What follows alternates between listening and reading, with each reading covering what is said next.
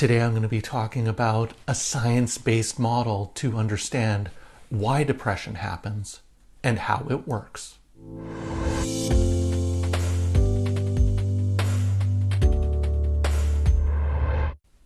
Hi everyone.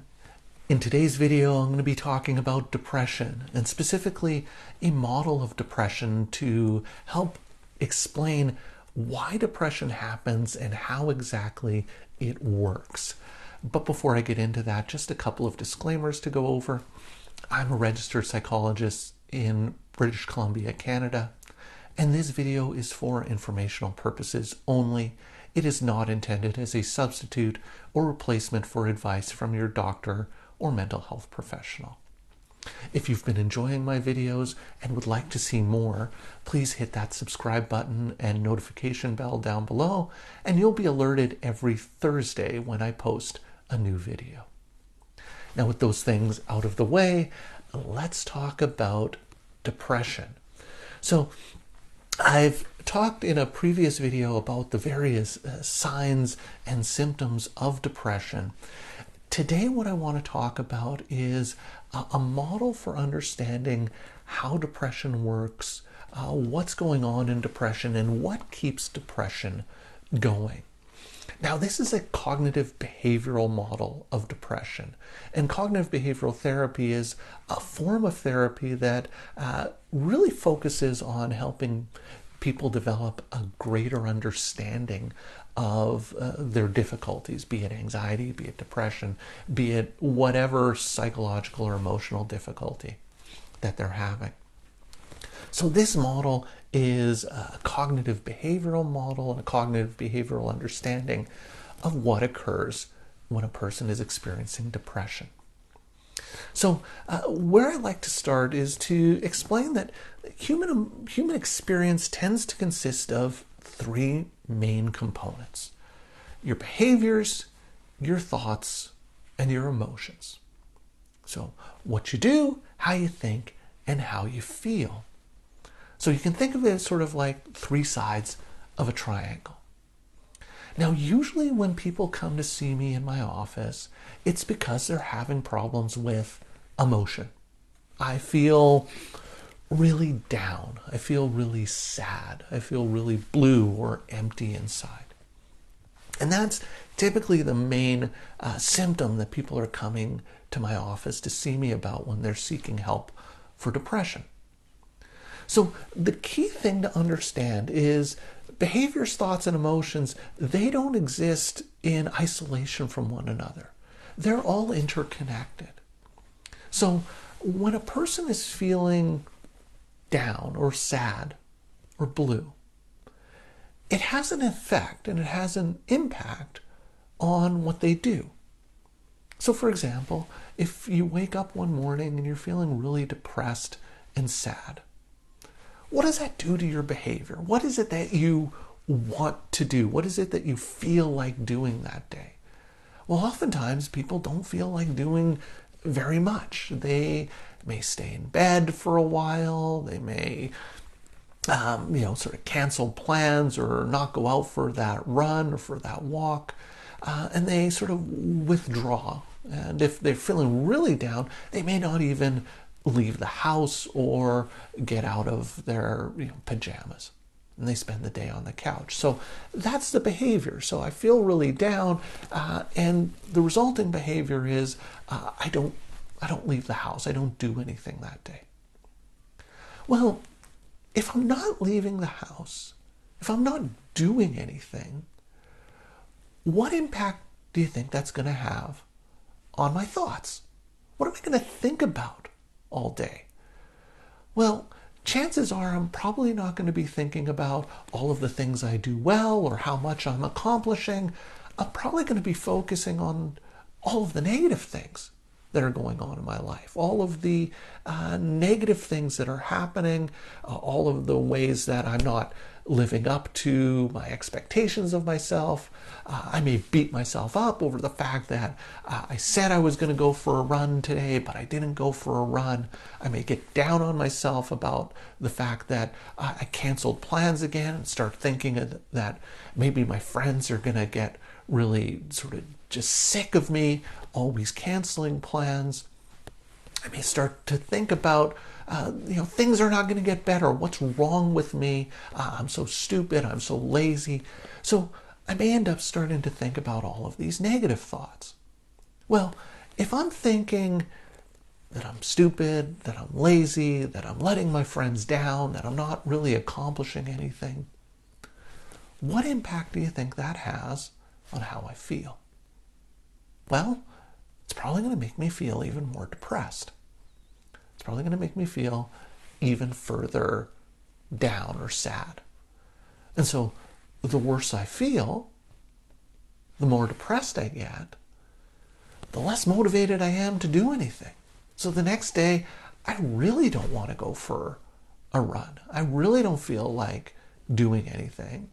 And then I start to think about, well, now it's been 2 days in a row that I haven't gone for a run, or I'm really lazy. I'm not accomplishing anything. My life is going downhill, which then just makes me feel even worse. And so you end up in this spiral where I feel down. It affects my behavior in a negative way. I start thinking in a negative way about myself, which makes me feel even worse. And it just goes round and round and round. Now, the spiral can go the other way as well. I'm feeling really down. What is it that I'm most likely to think about? Well, what we know is when people are feeling depressed or down, they're more likely and they're more able to access negative memories or negative thoughts, memories of failures, memories of things that have gone wrong. So it's not uncommon when someone's feeling down or depressed for them to start thinking and focusing on all of the negative things that have gone on, that are going on in their life, or that have gone on in the past. So this negative rumination starts to happen. So me feeling down leads to me thinking really negatively about myself, thinking really negatively about how other people are viewing me, thinking really negatively about my future or where I'm going in my life or how my life is going. So I have all of these negative thoughts about myself. I'm not going to accomplish anything. Nothing's going to work out.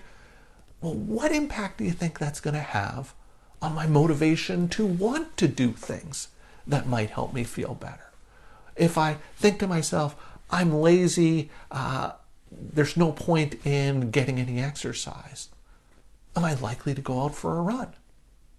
Probably not. If I'm thinking to myself, my friends have given up on me, or my friends don't really like me, am I going to want to reach out and contact those friends? Probably not. If I'm thinking to myself, this day is going to be awful, I'm not going to be able to deal with anything today, am I going to feel motivated to want to get out of bed and start the day? Probably not. And so these negative thoughts affect my behavior, and it affects my motivation to want to do things. So now I'm not doing these things. I'm not engaging in activities that I enjoy doing. I'm not socializing. I'm not getting exercise. I'm not eating meals. I'm not doing things that I feel are productive or getting things done in my life. So I'm not going to be getting the reward out of doing those various behaviors. And so that then feeds into how I'm feeling and makes me feel worse because now I'm not getting any reward or enjoyment out of those things in life. And so the spiral then begins to work in the other way. So you can think of depression as kind of these downward spirals that can work either way. Either the negative emotion affects my thoughts, which affect my behavior, or the negative emotion affects my behavior, which affects my thoughts, and I'm spiraling in a negative way both ways. So this is kind of what happens in depression. It becomes really insidious, where the low mood then influences our behaviors and thoughts in ways that then feed back into the low mood to make the depression worse. And so when I initially present this model to some of my clients, they can actually get quite discouraged about it.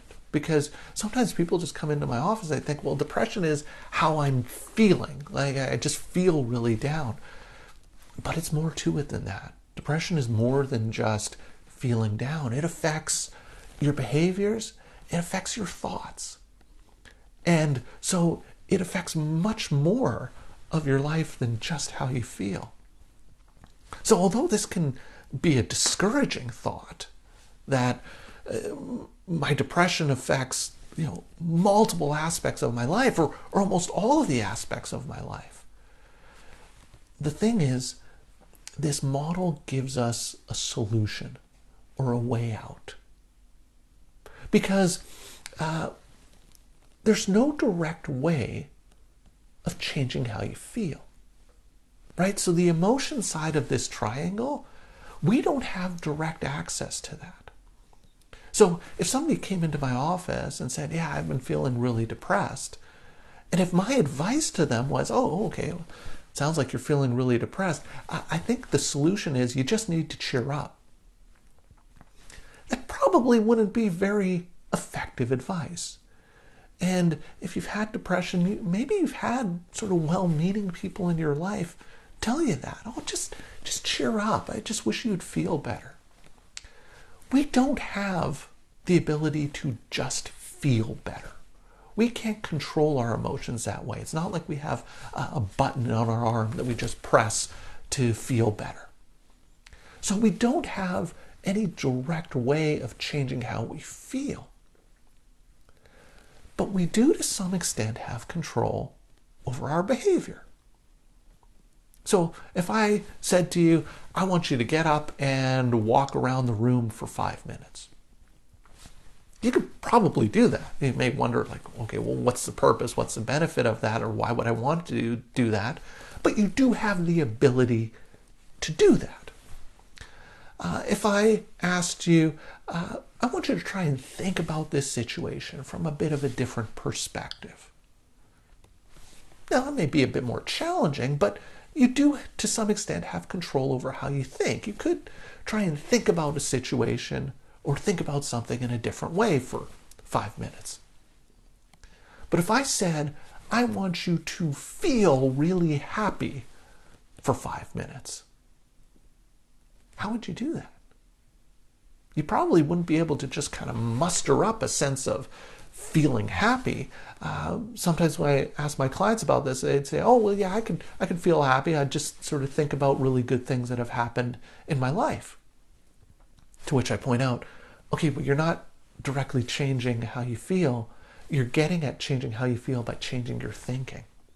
You're thinking about positive things, and that's indirectly getting at improving how you feel.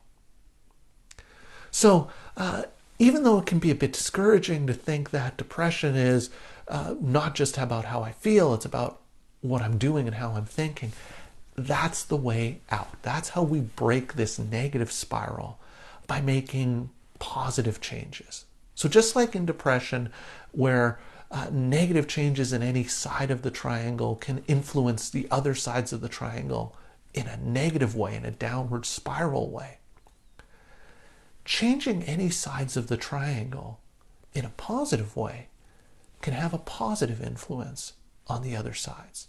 So if I change my behavior or I change my thinking in a more positive way, it can have a better impact, or it can have a positive impact on how I feel.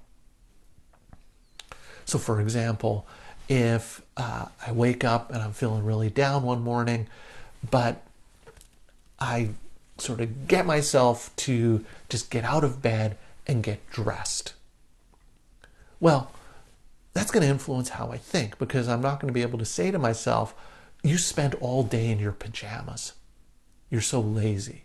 No, I'll say, okay, look, I didn't do anything today, but at least I got dressed. I got out of my pajamas. I got out of bed. And so that might have a little bit of a positive impact on how I feel. I'm not going to feel necessarily good about the fact that I didn't do anything all day, but I won't feel as bad that I didn't get dressed in the day. So if you make these positive changes in the behavior side of this triangle or the thoughts side of this triangle, it can indirectly get at improving the emotion side of the triangle. And that's what we do in cognitive behavioral therapy. When we're treating depression using cognitive behavioral therapy, we focus on behavior change and thought change to indirectly improve how you feel. Take those negative spirals that happen in depression and turn them into positive spirals, where we're changing the behavior side of the triangle and the thought side of the triangle in a positive way to improve the emotion side of the triangle. And I'll be talking about various tools and skills to help change behaviors and thoughts in upcoming videos. So I hope that has helped give you a little bit of a better understanding or a bit of a different understanding of what's happening in depression. I would love to hear your thoughts and comments and ideas about this, so please leave me some comments down below. Thank you for making it all the way to the end of this video, and I will see you in the next one.